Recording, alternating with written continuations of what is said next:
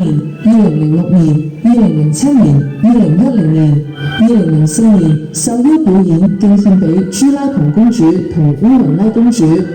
2006年受邀表演敬獻俾士力田皇孫。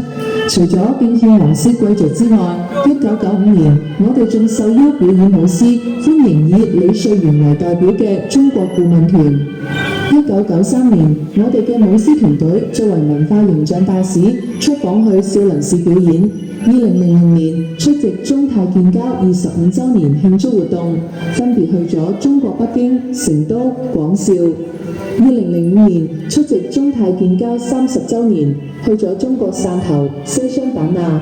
最值得紀念嘅歷史係2010年2月14日，士拉醫院邀請本會館做梅花樁舞獅表演，敬獻俾第9世皇普密蓬國王，祈求國王身體安康。呢個被認為係至高無上嘅殊榮。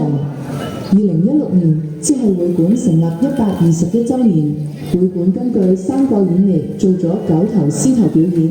同年2月10日，創造咗獨一無二嘅世界紀錄，開上梅花樁表演。